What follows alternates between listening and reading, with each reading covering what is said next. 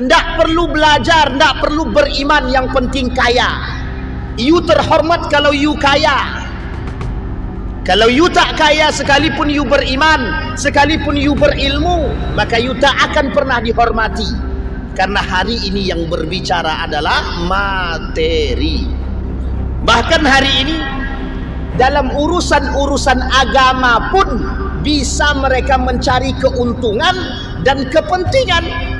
Hanya tujuannya satu saja, memperkaya diri. At-takatsur. Sebenarnya sadar, cuman syaitan lebih kencang daripada mereka.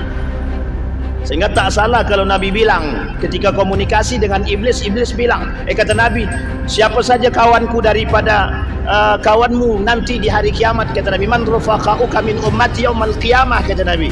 Dijawab sama iblis, 10, salah satu di antaranya para penipu. Coba bayangkan, apa bedanya manusia sekarang dengan Korun? Bedanya satu saja, Korun lebih kaya daripada mereka.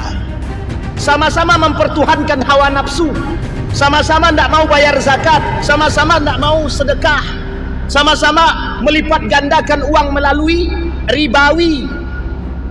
Itu yang dilakukan Korun. Manusia hari ini begitu.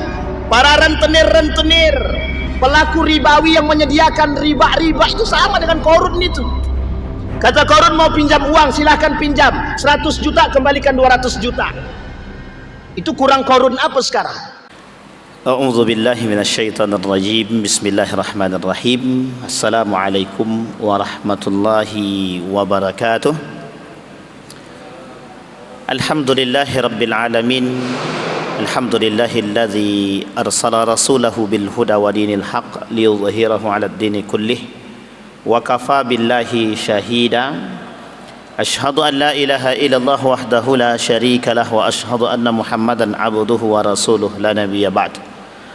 Allahumma salli wa sallim wa barik ala hadzal nabiyil karim. Allahumma salli ala Muhammad wa ala ali Muhammad fil alamin innaka Hamidum Majid. Ya ayyuhan nasu taqu rabbakumul ladzi khalaqakum min nafsin wahidah wa khalaqa minha zawjaha wa batha minhuma rijalan katsiran wa nisaa'a wattaqullaha alladzi tasaaluna bihi wal arham innallaha kana 'alaikum raqiba. Puji syukur kehadirat Allah dengan mengucapkan alhamdulillahirabbil alamin.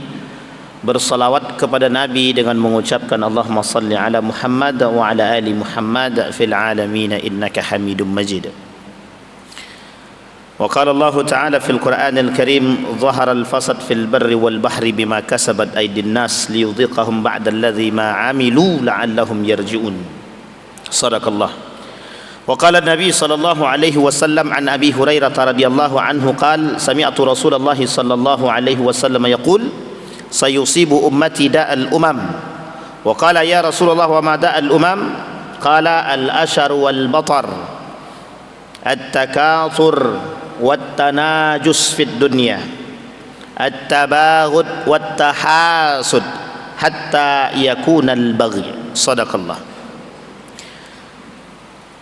Ketika baginda Nabi Muhammad sallallahu alaihi wasallam berkata, atau dalam satu hadis kata Nabi, kelak umatku akan terjangkit penyakit, yang penyakit itu kata Nabi adalah perbuatan daripada atau penyakit yang pernah menimpa kaum-kaum sebelum datangnya Islam. Maka kata Nabi, Nabi memprediksi ke depan penyakit ini akan dialami oleh umat manusia pasca wafatnya baginda Nabi Muhammad sallallahu alaihi wasallam. Di dalam hadis yang lain kata baginda Nabi Muhammad sallallahu alaihi wasallam, berkumpul orang-orang negara-negara asing ingin memangsa umat muslim, seolah-olah umat muslim ini seperti makanan yang memang diperebutkan oleh beberapa kelompok tertentu yang disampaikan oleh Nabi dalam hadisnya. Satu ketika sahabat bertanya, amin qillatin nahnu yawma idzin ya Rasulullah. Wahai Rasulullah, apakah ketika itu kami sedikit? Kata Nabi, antum kathir kaghusa'is saili. Kata Nabi, kalian tidak sedikit tapi banyak. Walakinnakum da'if, tapi kalian lemah. Kemudian dikatakan oleh Nabi, ketika sahabat bertanya, kata Nabi, ketika itu kalian terjangkit penyakit yang disebut dengan wahan. Kemudian sahabat bertanya, ma huwal wahan? Apa itu wahnun atau al-wahnu? Kata Nabi, hubbud dunya wa karahiyatul maut. Cinta terhadap dunia dan benci dengan kematian. Kemudian diperkuat oleh Nabi dalam hadis yang lain, kata Nabi, sayusibu ummati da'al umam. Kata baginda Nabi memperkuat hadis tersebut, kelak umatku, kata Nabi, akan terjangkit penyakit, ada 6 penyakit. Yang penyakit 6 ini pernah terjangkit pada kaum-kaum sebelum datangnya Islam, lebih tepatnya jahiliyah dan pra-Islam. Penyakit yang pertama, kata para sahabat, wa ma huwa da'al umam? Apa itu penyakitnya ya Rasulullah? 1, al-asharu, artinya kufur dengan nikmatnya Allah. Wal bataru, berlebihan dalam nikmatnya Allah yang Allah berikan. Artinya tasarruf daripada nikmat yang Allah berikan pada hal yang negatif, bukan pada hal yang positif. Kemudian yang ketiga, at-takatsur fil amwal, menumpuk-numpuk harta, menimbun-nimbun harta. Kemudian yang keempat, at-tanajus fid dunya, berlomba-lomba dalam dunia dan berlebihan, seolah-olah dunia adalah segala hal, tempat mencari dan menimbun kekuasaan dan kekuatan dan harta. Yang kelima, at-tabaghut, saling membenci antara satu dengan yang lain.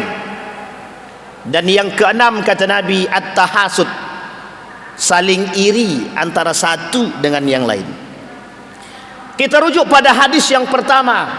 Kata Nabi, penyakit wahan itu adalah penyakit yang cinta terhadap dunia dan benci kematian. Dalam hadis yang kedua ini diperinci, salah satu bentuk daripada cinta terhadap dunia adalah memperkaya diri. Orang-orang mulai memperkaya diri. Apa dasar memperkaya diri tersebut? Karena sistem kita hari ini, kapitalisme, liberalisme, kolonialisme, konglomerasi. Apa maksudnya? Maksudnya adalah bagaimana hari ini kemuliaan seseorang tidak ditinjau dari ilmu dan iman, tapi ditinjau dari kekayaan. Manusia membuka matanya melihat pertumbuhan dunia. Setiap pertumbuhan itu yang dilihat adalah angka dan nominal, sehingga yang terekam dalam benak mereka adalah bagaimana nominal-nominal tersebut menjadi tujuan hidup kami, bukan lagi yang lain. Sehingga muncul satu tagline di tengah masyarakat, ndak perlu belajar, ndak perlu beriman, yang penting kaya. You terhormat kalau you kaya. Kalau you tak kaya, sekalipun you beriman, sekalipun you berilmu, maka you tak akan pernah dihormati. Karena hari ini yang berbicara adalah materi. Maka tak salah kalau Nabi kata al-wahan, Hubud dunia, karakteristik hubud dunia memperbanyak harta, at-takasur. Salah satu tanda yang boleh kita lihat dalam setiap manusia yang ingin berwirausaha, bertijarah, memang tujuannya materi, tapi harus positif, bukan negatif. Karakternya bagaimana perbedaan orang yang bertijarah, positif dan negatif perbedaannya? Satu, orang yang memperbanyak harta dari tijarahnya, at-takasur dari tijarahnya, mesti melakukan perbuatan yang tidak disukai oleh agama. Satu, bermain dengan riba. Itu mesti. Kalau ada orang bermain dengan riba, bunga, itu karakteristik orang-orang yang pengen kaya dengan cara yang batil. Yang kedua, menipu, spekulasi. Yang keempat, tidak jelas, karena orientasinya adalah duit. Membangun komunikasi kerjasama, tetapi melakukan penipuan. Oh, ini banyak terjadi. Orang-orang yang menjual agama demi memperkaya diri. Dan ini kita temukan banyak sekali. Bahkan hari ini dalam urusan-urusan agama pun bisa mereka mencari keuntungan dan kepentingan. Hanya tujuannya satu saja, memperkaya diri, at-takatsur. Apakah mereka yang beragama tidak sadar kalau yang mereka buat itu haram dan haram dan salah? Sebenarnya sadar, cuman iblis lebih kuat daripada diri mereka. Sebenarnya sadar, cuman syaitan lebih kencang daripada mereka. Sehingga tak salah kalau Nabi bilang ketika komunikasi dengan iblis, iblis bilang, kata Nabi, siapa saja kawanku daripada kawanmu nanti di hari kiamat, kata Nabi, man rafaqauka min ummati yaumal qiyamah, kata Nabi. Dijawab sama iblis, 10, salah satu di antaranya para penipu. Coba bayangkan. Tapi unik hari ini, sistem kapitalisme, liberalisme mendarah daging di negara kita. Sehingga apa yang tertanam dalam dirinya para mereka yang mencari keuntungan, apapun akan mereka lakukan demi kepentingan dan harta dan kekuasaan. Kata Nabi dalam yang pertama itu, al-ashar. Al-ashar itu artinya kufur akan nikmat Allah. Apa contoh orang yang kufur dengan nikmat Allah? Yang tak pandai bersyukur, yang mengikuti perbuatan daripada Qarun, innama utituhu ala ilmin indi. Aku kerja cari duit, semua pendapatan yang aku dapat hasil kerja keringatku. Innama utituhu ala ilmin indi, kata Qarun, hasil jerih payah. Apa bedanya manusia sekarang dengan Qarun? Bedanya satu saja, Qarun lebih kaya daripada mereka. Sama-sama mempertuhankan hawa nafsu, sama-sama tidak mau bayar zakat, sama-sama tidak mau sedekah, sama-sama melipat gandakan uang melalui ribawi. Itu yang dilakukan Qarun. Manusia hari ini begitu. Para rentenir-rentenir, pelaku ribawi yang menyediakan riba-riba itu sama dengan Qarun itu. Kata Qarun, mau pinjam uang silahkan pinjam, 100 juta kembalikan 200 juta. Itu kurang Qarun apa sekarang? Tapi ada orang-orang yang mengerti konsep sifat Qarun, tapi justru mereka memperbanyak perbuatan-perbuatan seperti ini. Kufur nikmat. Ada orang yang mencela makanan, mencaci makanan, sederhana apa? At-tabdzir bagian daripada kufur nikmat. At-tabdzir bagian daripada kufur nikmat. Kalau kita lihat sekarang berapa banyak kegiatan-kegiatan yang dilakukan, baik dalam skala besar maupun kecil, mesti menyisakan yang disebut dengan tabdzir. Seolah-olah tabdzir ini sederhana tapi tak berdosa, padahal bagian daripada kufur nikmat. Kadang kita dalam acara diberikan aqua gelas, satu kardus, tidak pernah seorang mukmin berfikir kalau dia tidak menghabiskan air minum ini maka akan jadi tabdzir. Tidak pernah berfikir. Padahal itu perbuatan yang sederhana dalam arti kufur nikmat. Yang kedua, berlebihan dalam nikmat Allah. Ketika diberikan kenikmatan seperti perbuatan jahiliyah, apa yang mereka lakukan dalam nikmat-nikmat Allah yang dilakukan oleh kaum jahiliyah. Mereka zina, mereka khamar, mereka judi.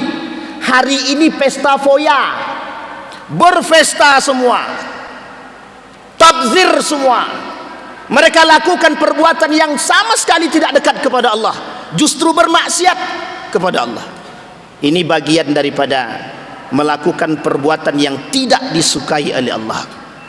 Yang ketiga, sebelum kita tutup, ada yang disebut dengan at-takatsur, menumpuk harta. Ini perbuatan menumpuk harta dalam konotasi negatif. Apapun yang haram akan mereka lakukan, yang penting harta kami bisa banyak. Apa alasannya? Biar kami tidak direndahkan oleh manusia. Hari ini kehormatan manusia ditinjau daripada banyaknya harta. Kalau dia tidak punya harta, maka setinggi apapun keimanan dia oleh mereka tak akan dipandang. Sehingga kalau ada orang beriman yang merujuk kepada konsep ini, maka sesungguhnya jangan pernah mengatakan dia beriman kepada Allah. Dalam konsep umat Islam dan orang beriman, sesungguhnya derajat itu dilihat, atau tingkat kebaikan seseorang dipandangnya seseorang